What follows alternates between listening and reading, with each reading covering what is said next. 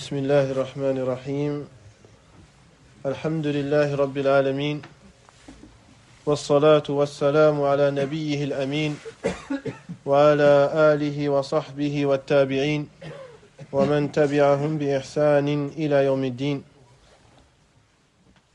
أما بعد فنلتقي وإياكم في هذه الكلمة الأخيرة لهذه الدورة العلمية التي نسأل الله أن يتقبل من الجميع ويجعل في موازيننا يوم القدوم على الله سبحانه وتعالى ويحشرنا جميعا في زمرة نبينا محمد صلى الله عليه وسلم.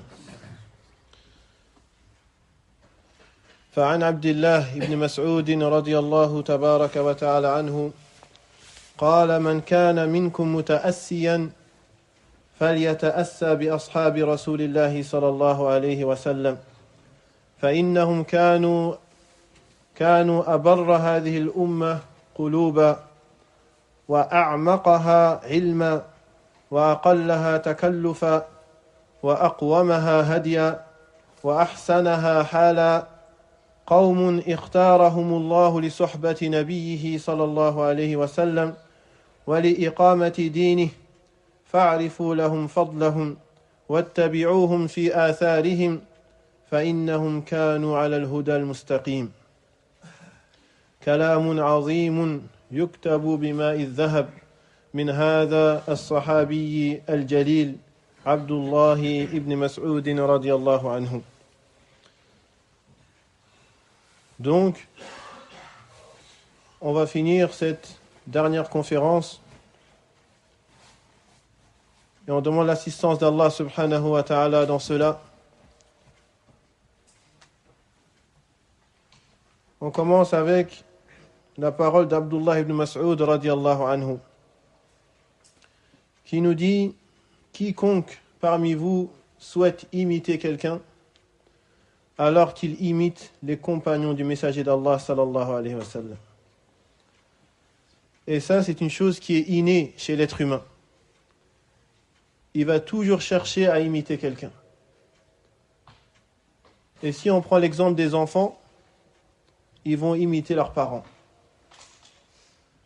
Et il y en a d'autres qui vont imiter un chanteur, un joueur de foot, un artiste, un musicien, un humoriste, etc. L'être humain, il a pour nature de chercher toujours à imiter quelqu'un et à avoir quelqu'un en modèle. En tant que musulman, en tant que croyant, si on cherche à imiter quelqu'un, alors on se doit d'imiter les compagnons du messager d'Allah sallallahu alayhi wa sallam. Et Abdullah ibn Mas'ud, il nous dit: car ils étaient ceux qui avaient les cœurs les plus purs, c'étaient les plus savants, c'étaient les plus humbles, c'étaient les plus intègres, c'étaient ceux qui avaient les meilleures des conduites. Allah subhanahu wa ta'ala les a choisis pour accompagner le messager d'Allah sallallahu alayhi wa sallam et pour établir sur terre sa religion. Il finit en disant: reconnaissez donc leurs vertus et suivez leur exemple, car ils étaient sur un droit chemin, radiyallahu tabaraka wa ta'ala anhum.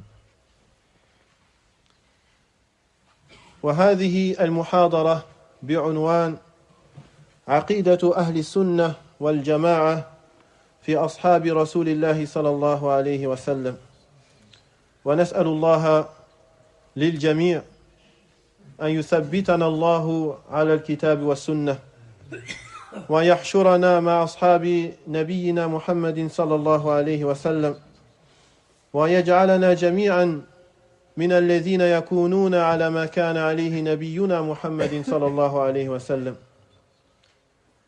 مذهب أهل السنة والجماعة أيها الإخوة الكرام الفضلاء ليست مذهبا مبتدعا، بل هو مذهب يلزم الإنسان أن يكون على ما كان عليه محمد صلى الله عليه وسلم والصحابة من بعده.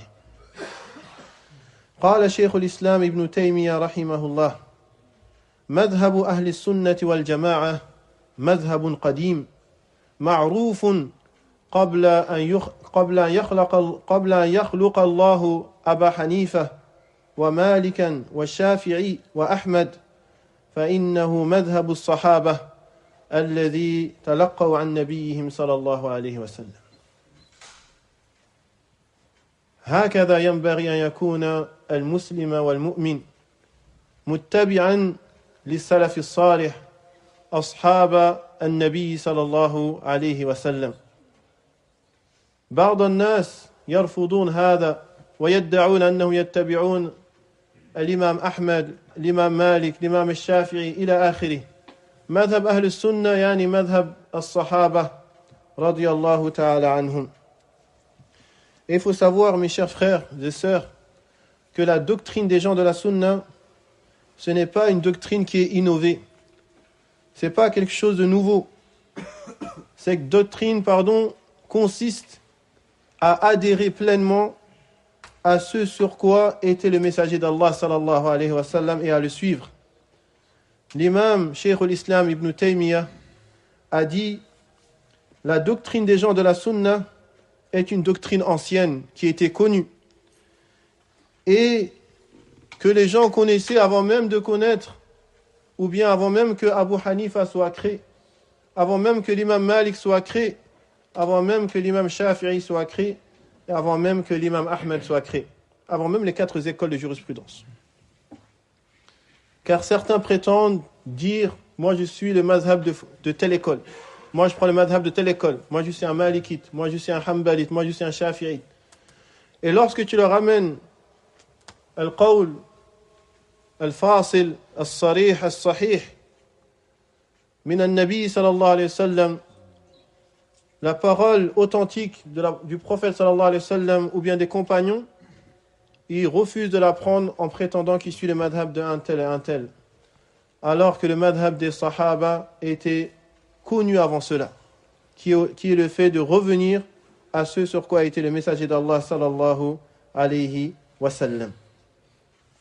قال أيوب السختياني رحمه الله رحمة الأبرار: إن الذين يتمنون موت أهل السنة يريدون يطفئوا نور الله بأفواههم والله متم نوره ولو كره الكافرون وهذا طريقة الشيعة هداهم الله إلى صراط المستقيم يتمنون موت أهل السنة لينشروا السم والفساد في الأرض نسأل الله أن يكفينا من شرهم إنه تعالى على كل شيء قدير.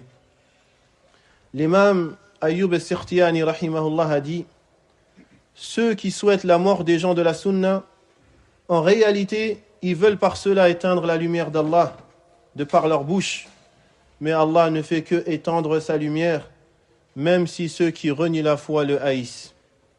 Et ça, c'est le cas des chiites qui cherchent par tous les moyens à en finir avec les gens de la sunna, afin de répandre leurs convictions erronées au sein des gens et des musulmans. Et ils veulent par cela éteindre la religion authentique.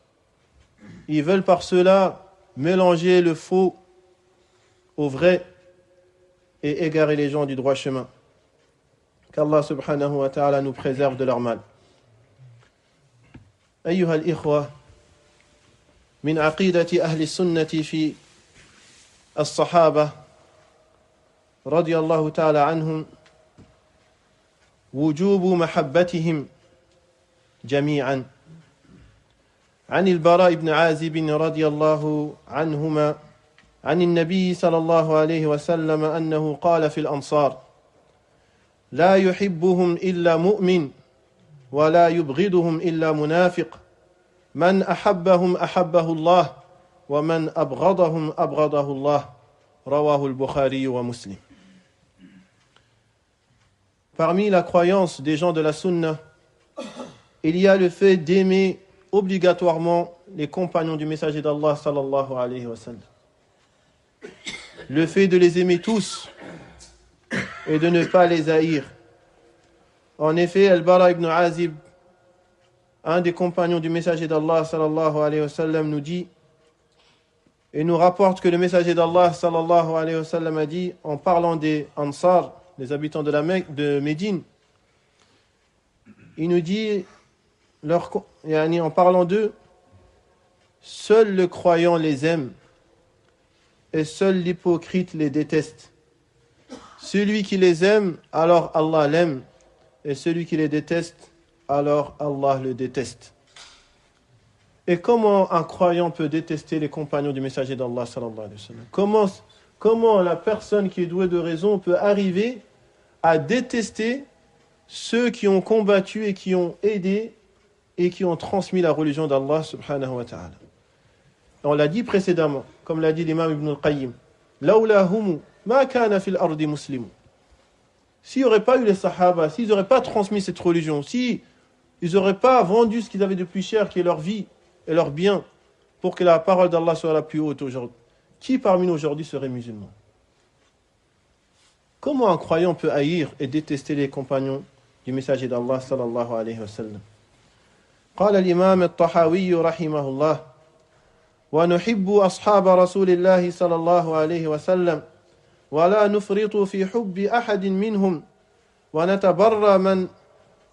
نتبرى من أحد منهم ونبغض من يبغضهم ولا نذكرهم إلا بخير وحبهم دين وإيمان وإحسان وبغضهم كفر ونفاق وطغيان. انتهى كلامه رحمه الله في العقيدة الطحاوية. كلام عظيم جدا.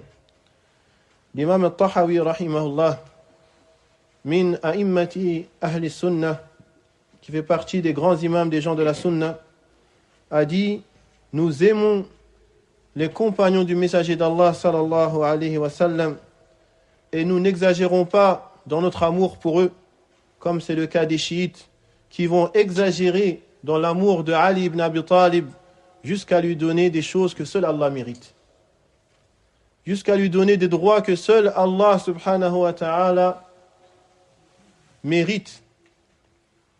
Il continue en disant: et nous détestons et nous haïssons ceux qui détestent et calomnient les compagnons du messager d'Allah, et nous ne disons que du bien à leur sujet. Les aimer, en parlant des compagnons, les aimer est une religion, est une foi, est une vertu, alors que les haïr et les détester, c'est une mécréance, une hypocrisie et une transgression. قال العلامة ابن تيمية رحمه الله شيخ الإسلام في اعتقاد أهل السنة، قال: يتبرؤون من طريقة الروافض الذين يبغضون الصحابة ويسبهم، يعني الشيعة، وطريقة النواصب الذين يؤذون أهل البيت بقول أو عمل. Cheikh l'Islam Ibn Taymiyyah, qui fait aussi partie des grands imams des gens de la Sunna, a dit au sujet de la croyance des gens de la Sunna: ils se désavouent des rawafid. Les gens de la Sunna se désavouent des chiites et ils haïssent les chiites. Pourquoi? Parce qu'ils insultent les compagnons du messager d'Allah sallallahu alayhi wa sallam et ils les injurient. On se doit aussi de se désavouer de la voix des nawasib al-khawarij, ceux qui sortent contre les gouverneurs. On se doit de se désavouer de leur voix car ils insultent et ils nuisent aux membres de la famille du messager d'Allah sallallahu alayhi wa sallam. Et les gens de la sunna, c'est les gens du juste milieu. Ni ils exagèrent, ni ils sont laxistes. قال الإمام ابن باز رحمه الله: من عقيدة أهل السنة محبة يرحمك الله من عقيدة أهل السنة محبة الصحابة رضي الله عنهم جميعا والترضي عنهم. Ibn Baz rahimahullah a dit: parmi la croyance des gens de la sunna, il y a le fait d'aimer tous les compagnons et d'invoquer l'agrément d'Allah pour eux. D'invoquer l'agrément et la satisfaction d'Allah pour les compagnons. C'est pour ça qu'à chaque fois qu'on dit le nom d'un compagnon, qu'est-ce qui vient après? Radiyallahu anhu. Radiyallahu anhu. Hana al-waqt.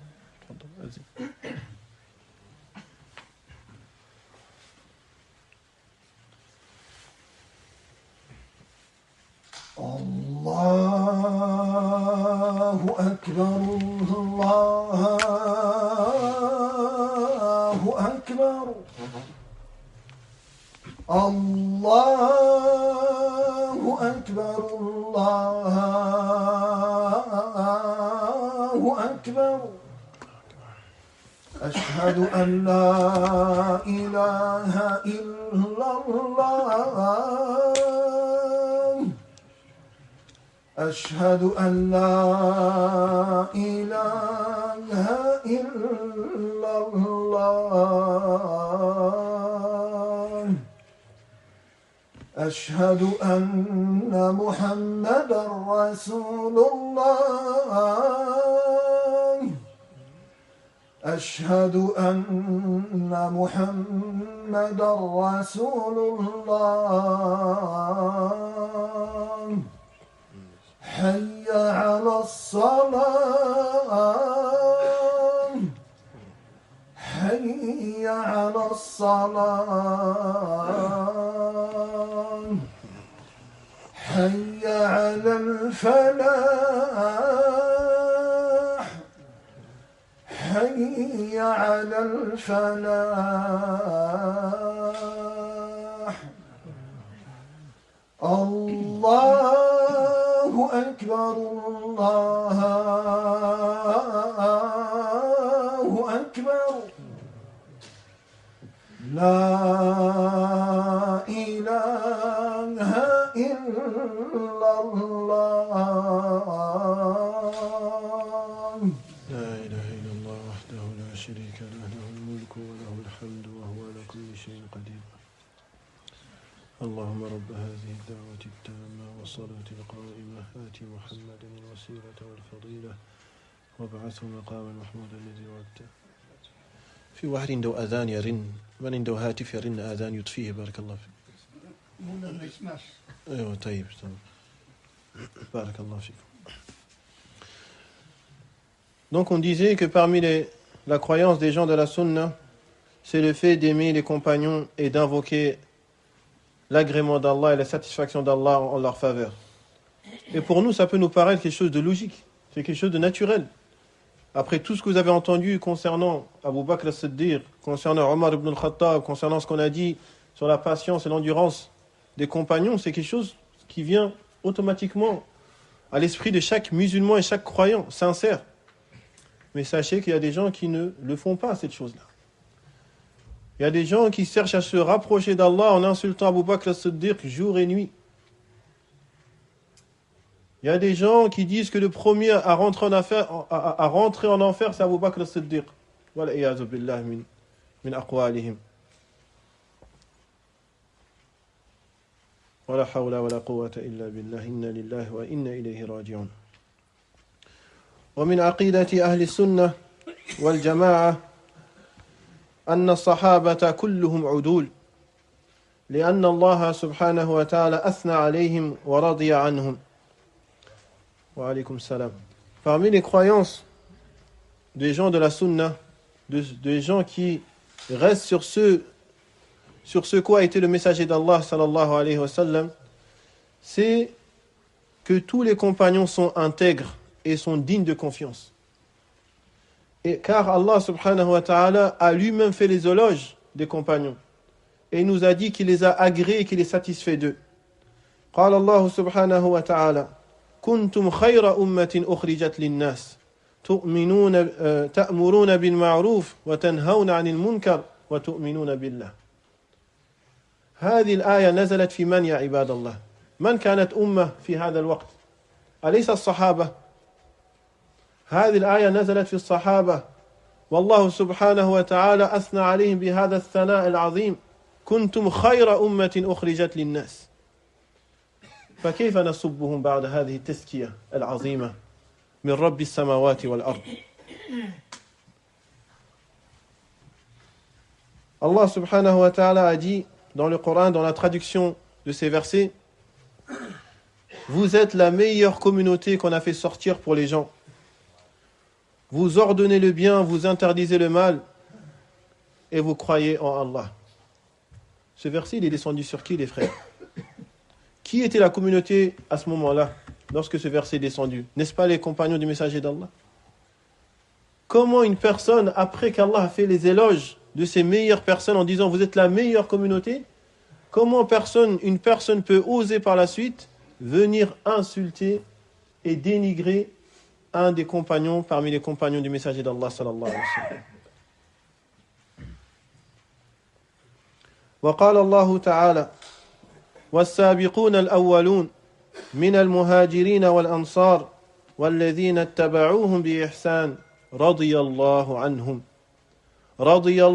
عنهم ورضوا عنه وأعد لهم جنات تجري تحتها الأنهار خالدين فيها أبدا ذلك الفوز العظيم.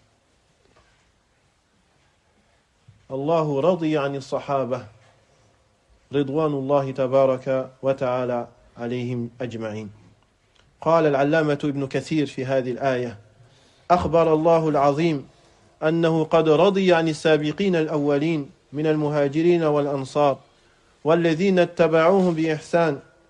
قال رحمه الله فيا ويل من أبغض أو سبهم أو أبغض أو سب بعضهم.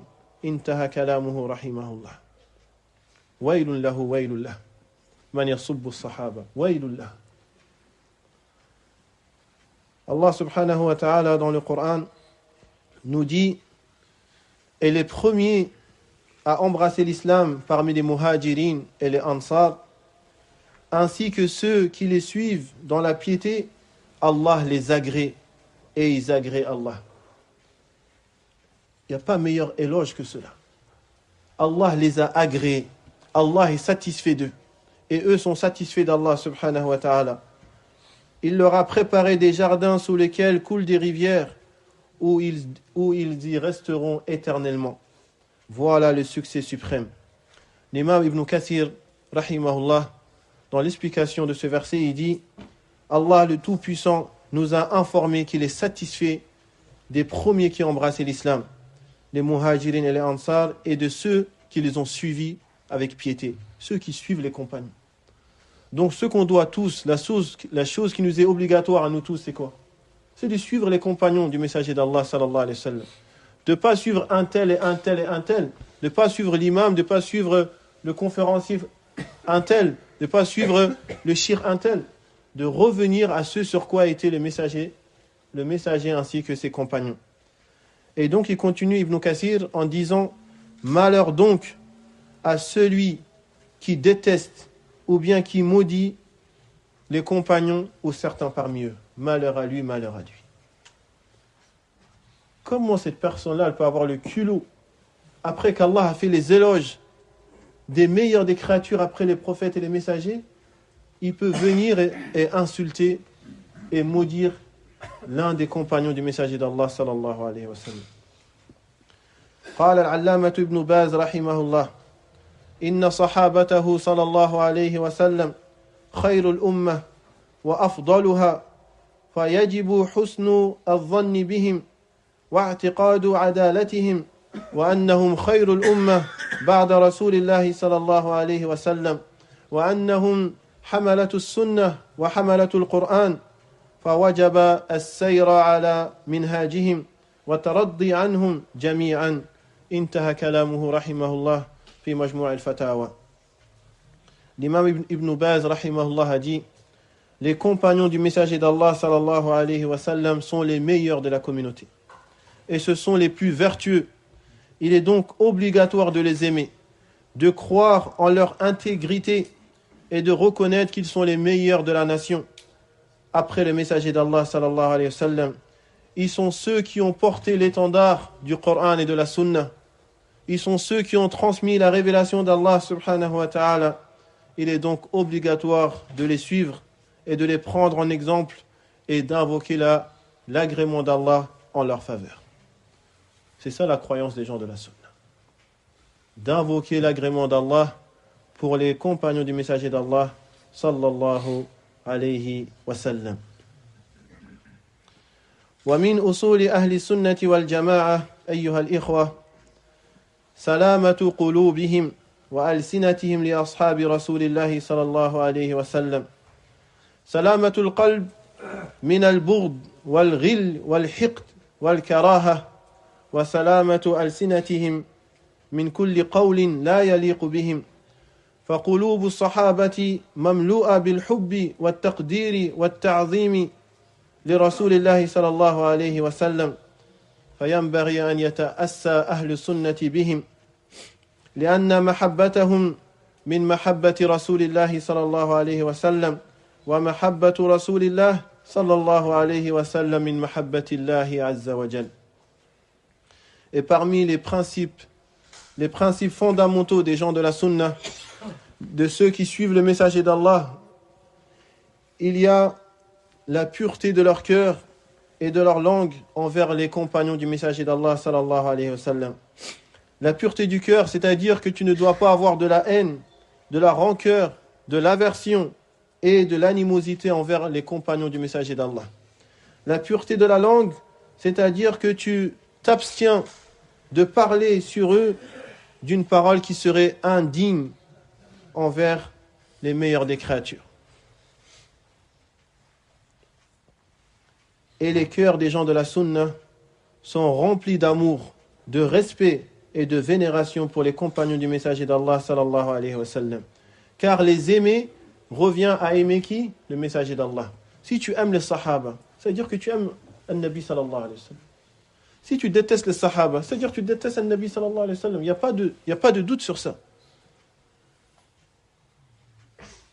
Celui qui veut dénigrer le messager d'Allah, il va aller toucher et rabaisser les compagnons du messager d'Allah sallallahu alayhi wa sallam. Et le fait d'aimer le messager d'Allah revient à aimer Allah subhanahu wa ta'ala. Et c'est des choses qui vont ensemble. Tu ne peux pas détester les compagnons et aimer Rasulullah, c'est impossible. Tu ne peux pas prétendre que tu aimes Allah et tu suis autre que le chemin que celui de Muhammad sallallahu alayhi wa sallam. C'est que des prétentions. Et prétendre une chose, c'est facile. Mais le fait de suivre réellement la chose, ça c'est quelque chose de compliqué qui demande des efforts. Combien de gens ils te disent « J'aime Rasulullah, j'aime un Nabi, je prie sur lui ». Mais quand tu vas dans ses actes et dans ses paroles et dans ses faits et dans ses agissements, tu vois qu'il contredit le messager d'Allah sallallahu alayhi wa sallam dans tout ce qu'il fait. Le messager sallallahu alayhi wa sallam lui dit fais ceci, il fait cela. Il lui dit abstiens-toi de cela, il le fait quand même. Ta prétention, elle ne te suffira, elle ne te sera d'aucune utilité. Car Allah subhanahu wa ta'ala a dit dans le Coran Qul in kuntum tuhibbuna Allah fattabi'uni yuhibbukumullah wa yaghfir lakum dhunubakum. Si vous prétendez aimer Allah, alors suivez-moi. C'est-à-dire suivez Muhammad sallallahu alayhi wa sallam. Alors Allah vous aimera et vous pardonnera vos péchés. فعن أبي سعيد الخدري رضي الله عنه قال قال رسول الله صلى الله عليه وسلم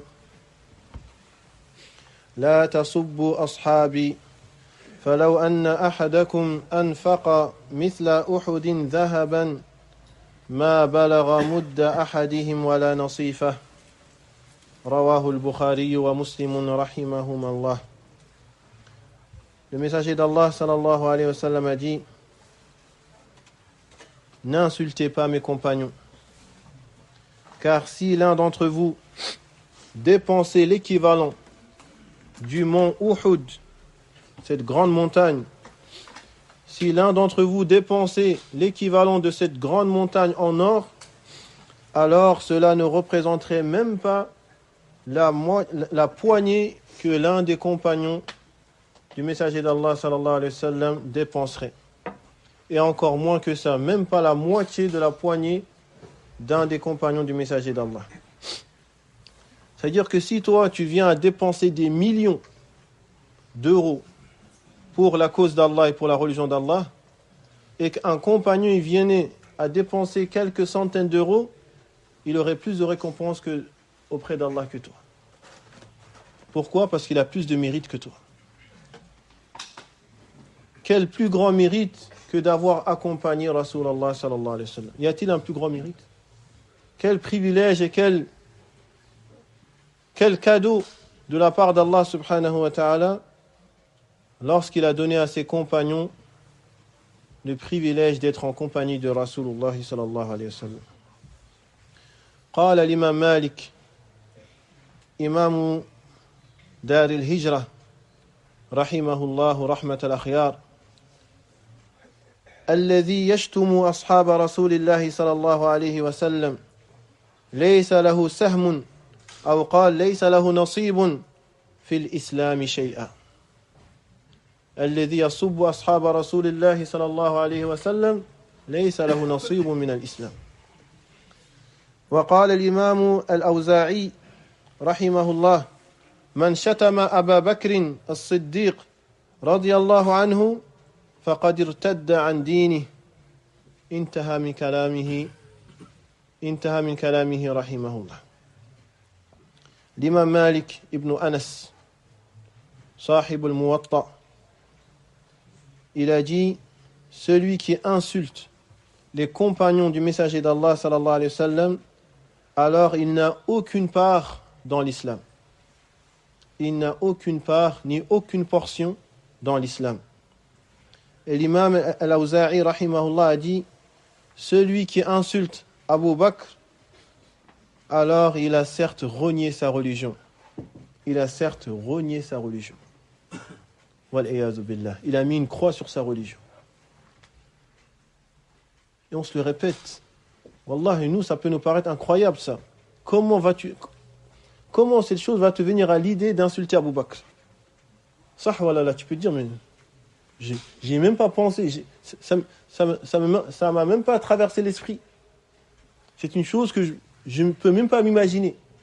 Abu Bakr as-Siddiq, qui a fait tout ça pour cette religion, qui était avec Rasulullah dans la grotte, et qui, du début jusqu'à la fin, a tout fait pour que la religion d'Allah soit la plus haute et qu'elle avance, comment on peut venir l'insulter? Wal-iyadhu billah. قال العلامة ابن كثير في شأن عائشة رضي الله عنها قال أجمع العلماء رحمهم الله قاطبة على أن من سب عائشة أو رماها بما رماها بعد هذا الذي ذكر في القرآن فإنه كافر بالله العظيم لأنه معاند للقرآن. انتهى من كلامه رحمه الله في تفسير ابن كثير. L'imam Ibn Kathir a dit en parlant de la mère des croyants, Aïcha radiyallahu anha, il a dit les savants sont unanimes, qu'Allah leur fasse miséricorde, sur le fait que celui qui insulte Aïcha, ou bien qui l'accuse d'avoir commis l'adultère alors qu'Allah l'a innocenté de cette chose, il a certes renié la foi et il a mis une croix sur sa religion.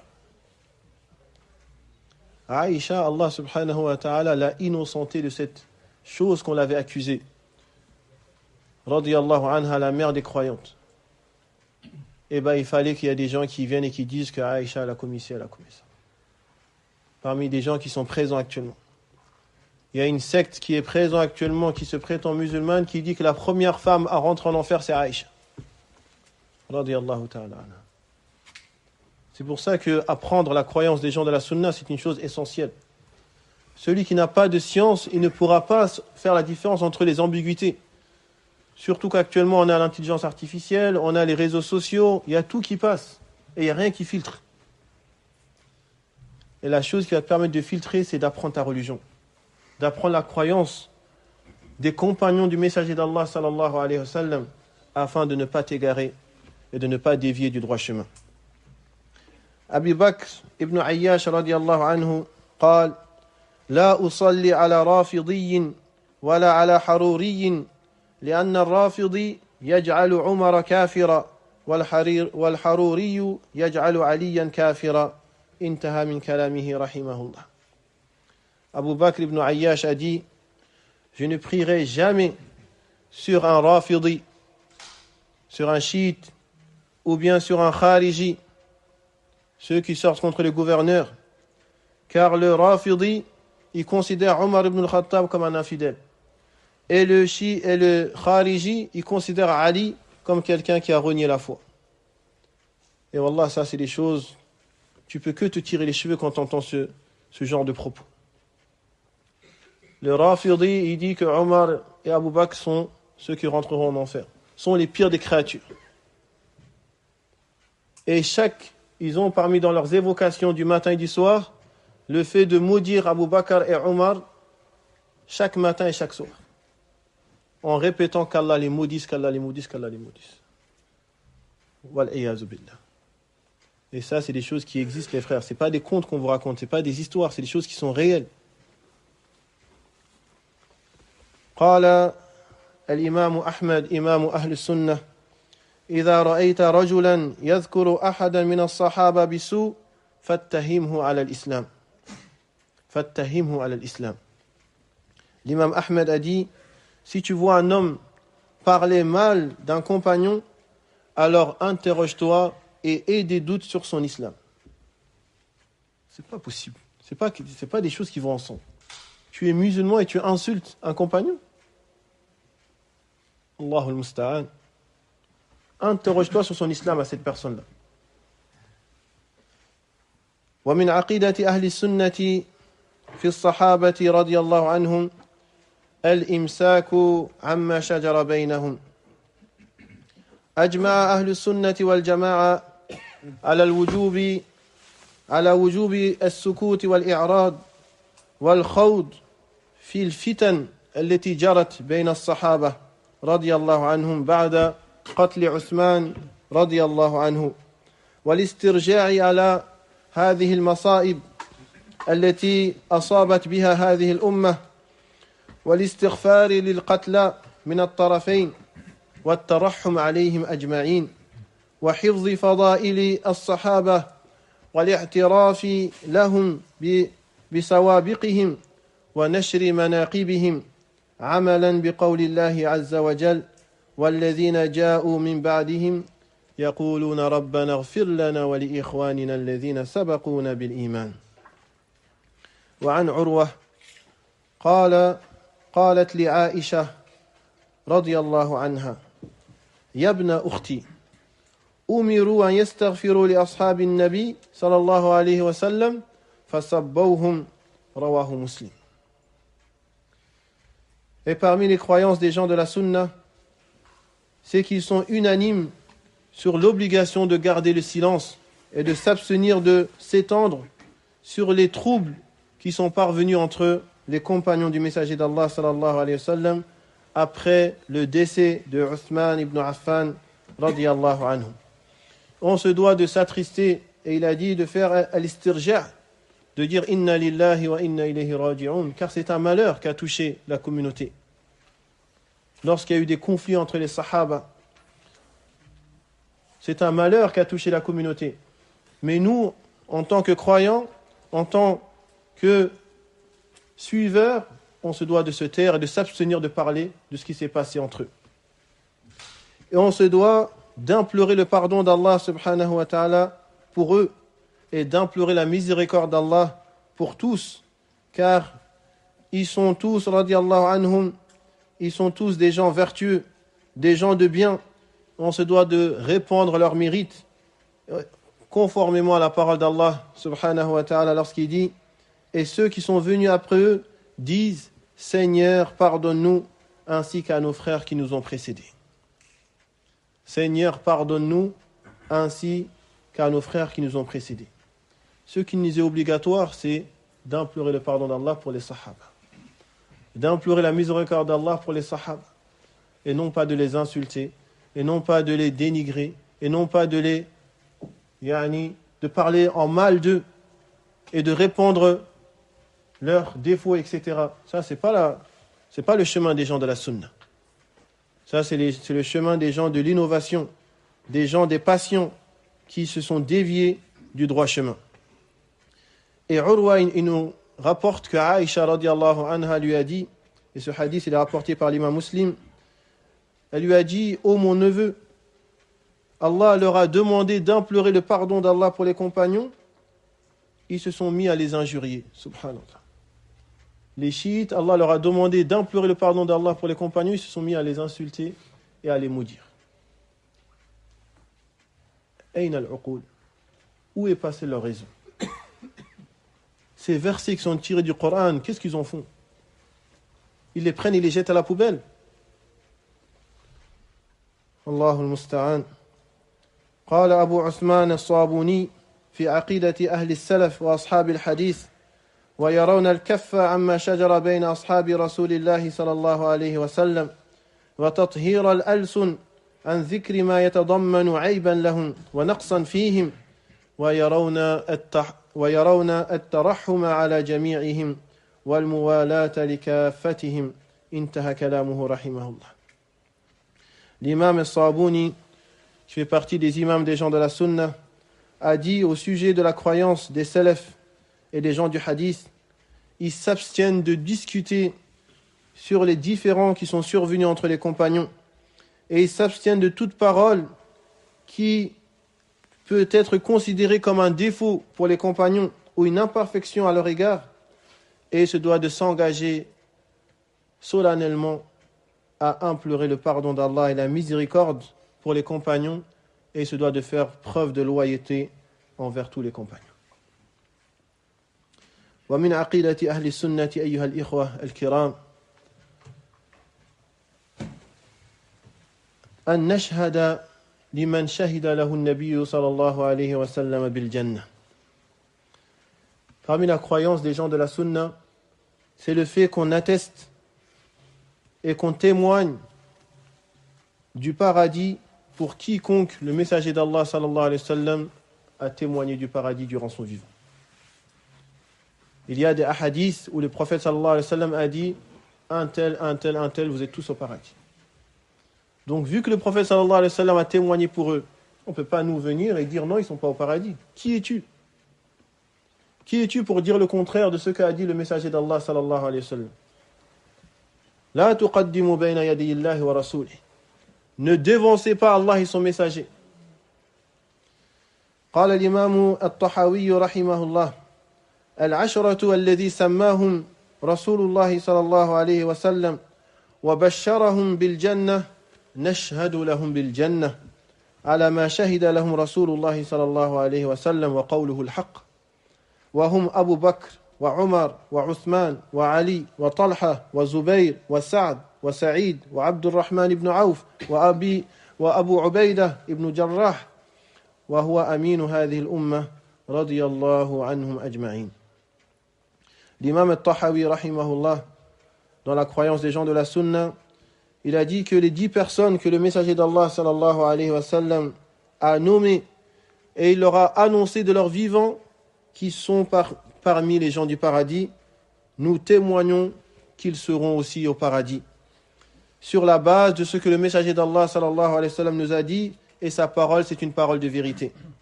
Et les 10 qui sont promis au paradis durant leur vivant, qui ont reçu cette bonne nouvelle, c'est Abu Bakr et Omar et Othman et Ali et Talha et Zubayr et Abdurrahman ibn Auf et Saad ibn Abi Waqqas et Saïd et Abu Ubaydah ibn al-Jarrah radiyallahu anhu. Donc ces 10 qui ont été promis au paradis, on se doit de témoigner de la même chose nous aussi. Donc, on revient sur ce qu'on avait dit. On a dit qu'Allah a agréé les compagnons. Dans ce hadith, le prophète sallallahu alayhi wa sallam a témoigné que Abu Bakr et Omar sont au paradis. Qui peut venir et dire qu'Abu Bakr et Omar ils sont en enfer? C'est pour ça, wallah, le danger il est imminent, le danger il est présent. Parce qu'ils vont venir avec des ambiguïtés, avec des hadiths qui sont inventés, qui n'ont aucune chaîne de transmission, qui ne sont pas authentiques. Ils vont te dire un tel a dit qu'Abu Bakr c'était le premier qui rentrera en enfer. Et parmi ceux aussi que le prophète sallallahu alayhi wa sallam a promis le paradis durant leur vivant, on a Ukasha ibn Muhsin al-Asadi radiyallahu anhu, dans le hadith où le prophète sallallahu alayhi wa sallam a dit 70 000 de ma communauté entreront au paradis sans châtiment ni aucun compte à rendre. Ukasha il s'est levé, il a dit Ya Rasulallah, invoque Allah que je sois parmi eux. et le prophète sallallahu alayhi wa sallam lui a dit tu es parmi eux. Donc c'est-à-dire de son vivant, il savait qu'il allait rentrer au paradis. Radiyallahu ta'ala anhu. Et on a aussi le hadith de Bilal ibn Rabah, lorsque le prophète sallallahu alayhi wa sallam a dit j'ai entendu le bruit de tes pas au paradis. Donc ça c'est une annonce, c'est une bonne nouvelle que Bilal ibn Abi Rabah est au paradis. Et d'autres hadiths sont nombreux, parmi lesquels le prophète sallallahu alayhi wa sallam a dit un tel, tu es au paradis. Et parmi la croyance des gens de la sunna, c'est l'ordre des 4 califes. Elle est semblable à l'ordre dans le mérite et dans la vertu. Les gens de la sunna sont unanimes sur le fait que Abu Bakr as-Siddiq radiyallahu anhu en premier lieu et en guise de préférence est le premier calife de l'islam et le meilleur de cette communauté. Ensuite, on a Omar ibn al-Khattab, le deuxième calife de l'islam, la deuxième personne élue parmi les meilleurs de la communauté après Rasulullah et après Abu Bakr as-Siddiq. Et ensuite, on a Uthman ibn Affan, et ensuite on a Ali ibn Abi Talib, radiyallahu anhum. Ce sont eux les califes bien guidés, et ce sont eux les imams bien guidés. Et l'imam Ibn Uthaymin, alayhi rahmatullah, a dit les meilleurs de cette nation sont ces 4-là. Si on te pose la question, demain, on te croise dans la rue et on te dit qui sont les meilleurs de cette communauté. Là, je te donne la réponse. Comme ça, directement, si on te la pose la question, tu as la réponse avec toi. Ou bien, on va faire ce qu'on appelle le musharaka. Allez. Qui sont les meilleurs de la communauté? On va demander à Abdul Majid.